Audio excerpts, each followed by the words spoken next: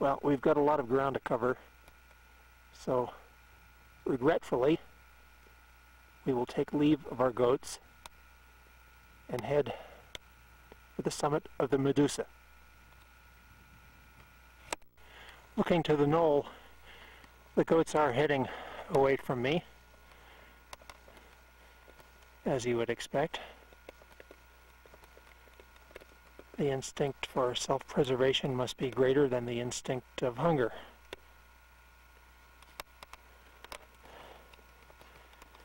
Anyway, what's interesting is that you can see the summit cairn that I built last weekend.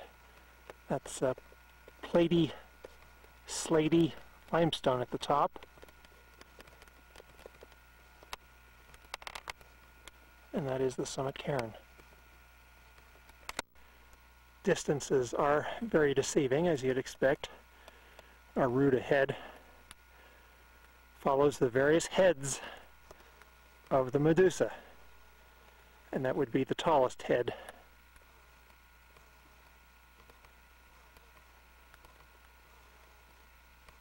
And the ridge crest that we were looking up at from in Meadow Canyon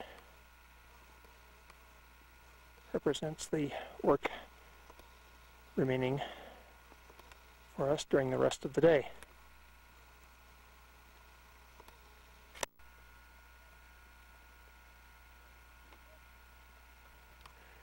The ridge crest alternates between rugged and smooth. I think you have to wait all year for a day that is this beautiful. The weather is stunning Indian summer.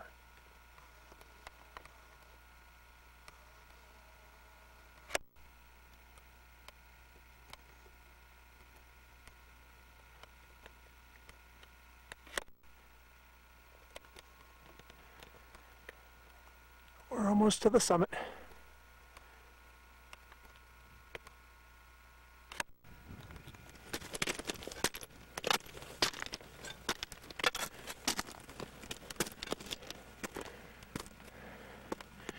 The summit of the Medusa is elevation 10,533 feet.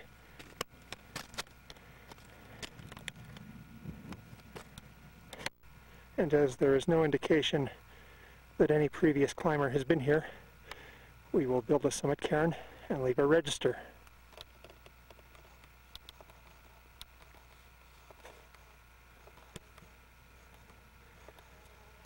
To our south we have Bell Mountain, Squaw 2, Squaw 1, Lame Jake,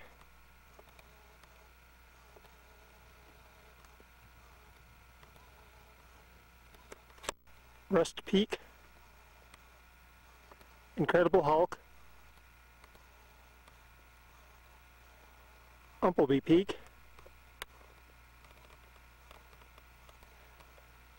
the Knoll, the Goat Saddle, and a route of ascent.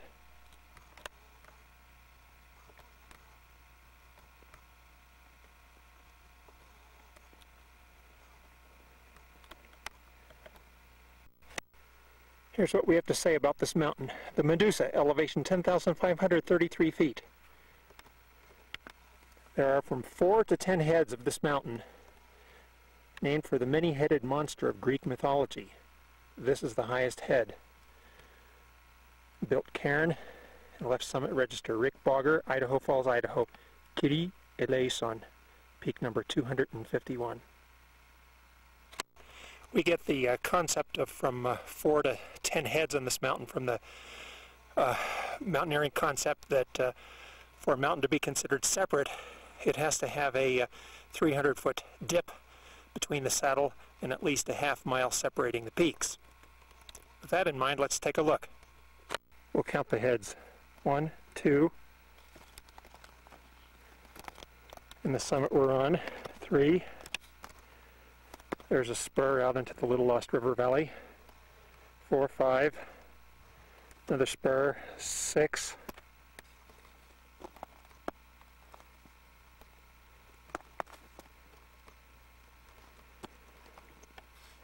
And then from our summit, 7, 8, 9, and 10. The Medusa. Medusa in Greek. To the mouth of Mammoth Canyon. I don't suppose we have enough telephoto to see the pickup truck.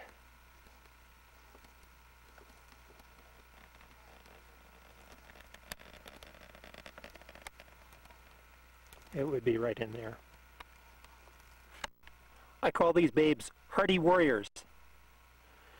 Right next to the hardy warriors, we have some iron ore that is completely out of place. It's a foreign rock, a xenolith.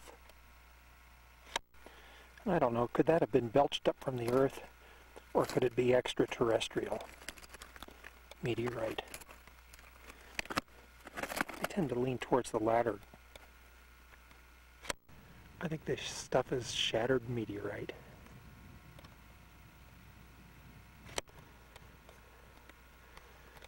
Well, the surrounding dolomite rock is 300 to 500 million years old. The mountain itself was formed about 50 million years ago, so you should think in that great period of time the chances would be pretty good that a meteorite could hit here.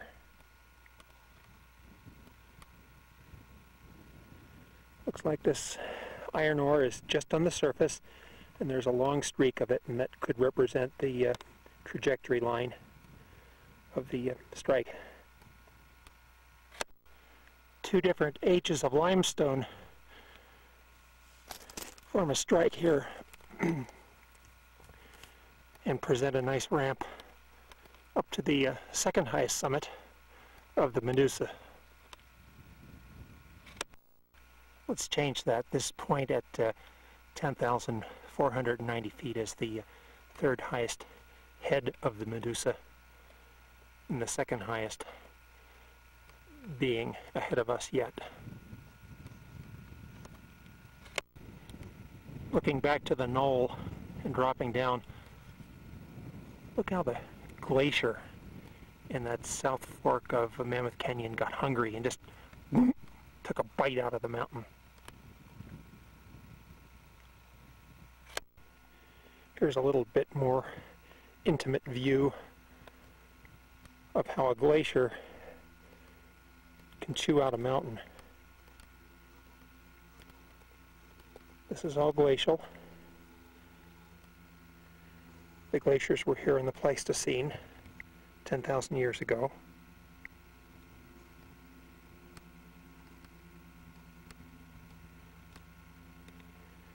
And Mammoth Canyon must have had a fairly large glacier.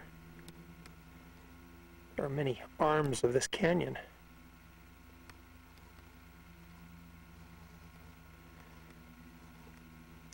By the way, we're looking at the Beaverhead Mountains to Scott Peak, Italian Peak, and the Continental Divide follows the ridge crest. This is the Idaho side, Montana, of course, being on the other side. 18-Mile Peak and Cottonwood Peak are the 11,000-foot peaks in that section. The Continental Divide continues north, as does Birch Creek Valley.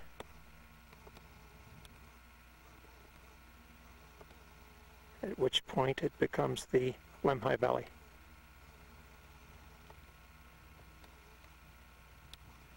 Looking north along the crest of the Lemhi Range is Mount Perspiration.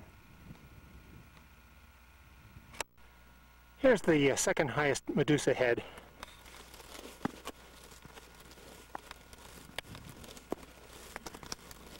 We'll build a cairn and leave a register here. The elevation is 10,530 feet.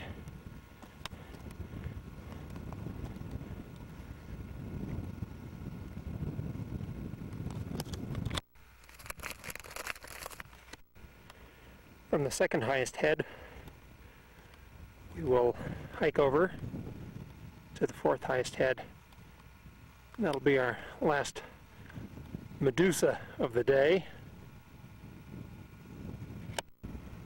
Our ridge has been on the main crest of the Lemhi range all day.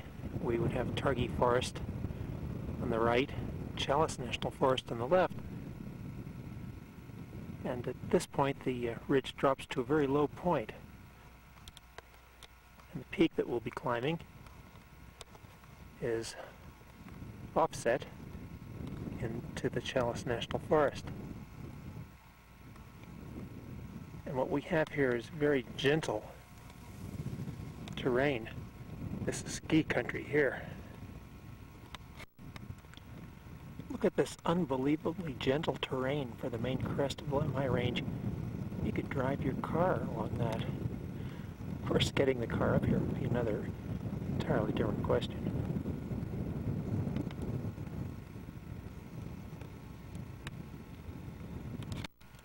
From this lovely 10,200 foot gentle saddle in the Lemhis, let's look across at the highest peaks in the state of Idaho.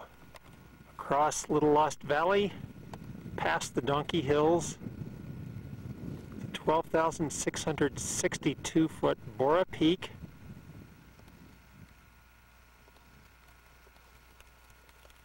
(12,065 foot peak Mount Idaho,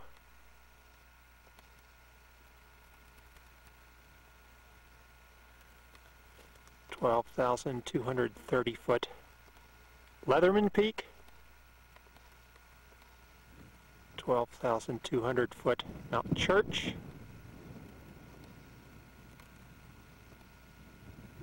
Mount Donaldson, 12,023 feet, Mount Breitenbach, 12,135 feet,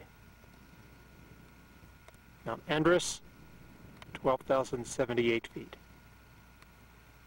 Those are 7 of the 9 highest mountains in the state. The 12,000 footers, the high 9. Looks like the fourth head of the Medusa lies on rather pure limestone. The limestone atop this 10,487 foot head of Medusa is pure enough to make cement. Limestone is the main ingredient in cement. And it's interesting that my Uncle Glenn Bogger from York, Pennsylvania, worked most of his life for the Medusa Cement Company.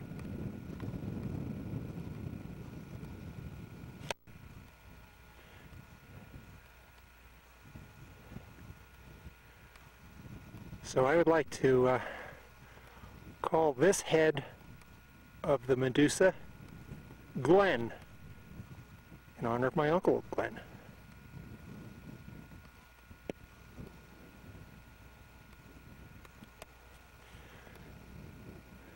The mountains in the foreground are all part of the Medusa. The highest head can be seen ahead of you.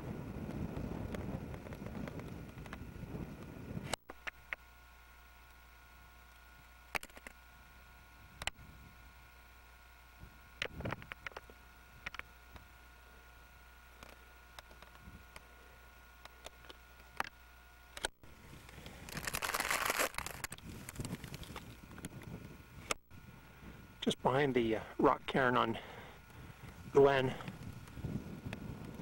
wanted to point out the wonderful Mountain Meadow Peak, over 10,600 feet high, and there's that alpine meadow, just so lovely. To our north lie the peaks Mount Perspiration, Mount Inspiration, and Sheep Mountain.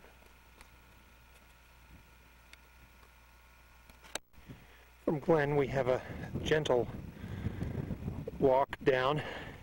Be a wonderful ski if there was snow. Anyway, we go down to the 9,500 foot saddle, and then we'll climb up to a 10,200 foot peak called Mammoth Head.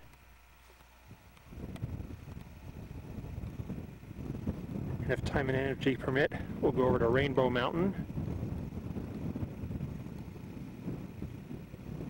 and then descend back to the motorcycle in Mammoth Canyon.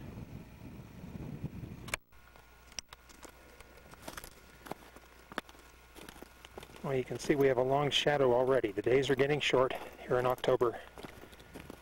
So it'll be time for the World Series. And then it'll be snow time. We have a nice little walk through the forest here as our elevation descends below tree line. We'll pick up the main crest of the range at the 9,500 foot saddle, and then ascend 10,200 foot Mammoth Head. Here's the 9,500 foot saddle on the main crest of the Lemhi range. Definitely a low point. You'd think we'd see marks of man or game, but we don't.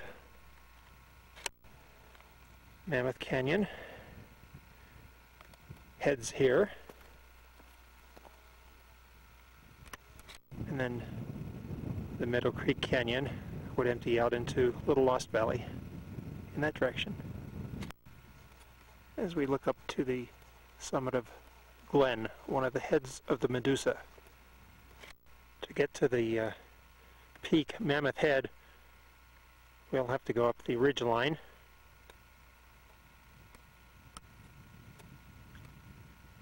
Looks like the peak has grown from here somehow. It is 10,274 feet in elevation, by the way. Well, let's get on with it.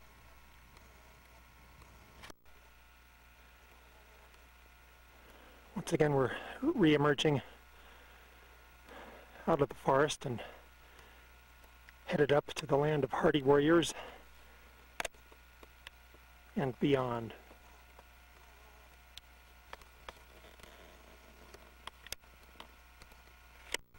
Don't ask, it's a workout. And we are progressing.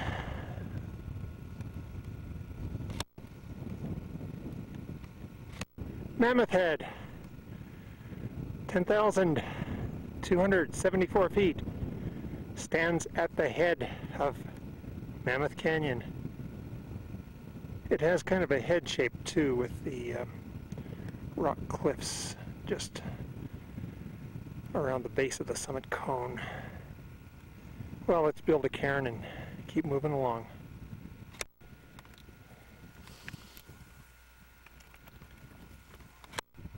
From the summit of Mammoth Head, we can see all of Mammoth Canyon, which stretches out before us.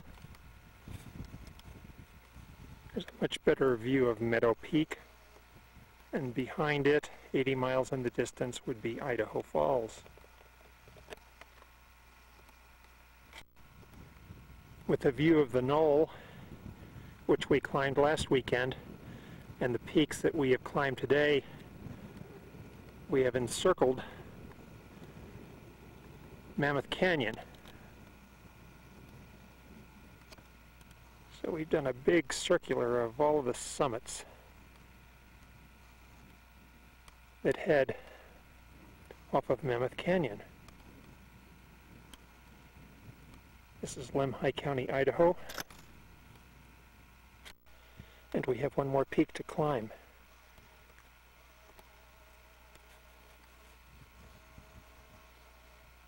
That one's called Rainbow Mountain because we saw a lovely rainbow cast over it last weekend when we were standing on the summit of the knoll.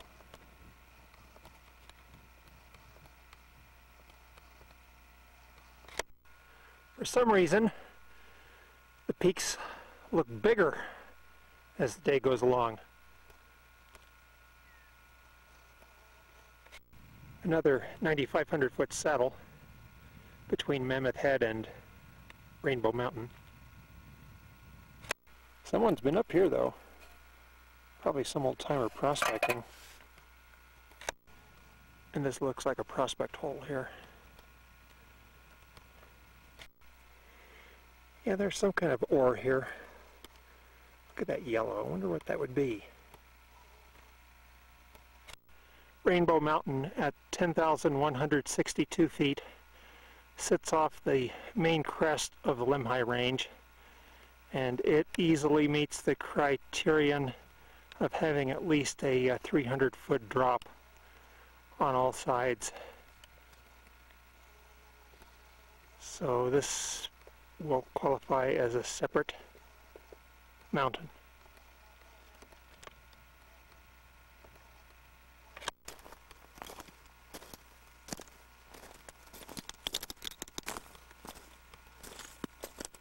A little bit more.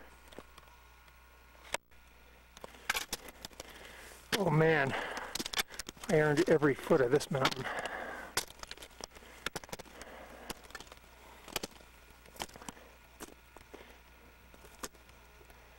Looks like we're going to race the shadow home. To complete the circular, we have a nice gentle ridge descent most of the way. Thank goodness. It's Copper Mountain in the Beaverheads. Take another look at Meadow Peak, Incredible Hulk, Rust Peak, and the highest mountain in the range, state's fourth highest, Diamond Peak, 12,197 feet. Our first view of it today. The Diamond. We look to the knoll, which was the start of our circular, and prominent 11,618 foot Bell Mountain. And finally, something in the fossil record. We've been looking for fossils all day and we've been denied until now, but here we have probably Ordovician brachiopods, which would indicate that this rock is about 500 million years old. Fossils aren't of collection quality, but nonetheless, they have left their mark on the rock.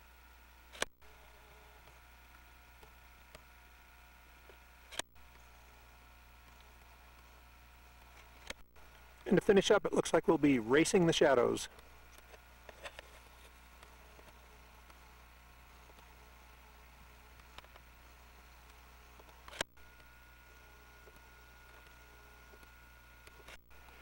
Day is almost done, and so is our climb. Thank you for coming along. This is Rick Bogger in the Lemhi Range, Idaho. Happy trails to you.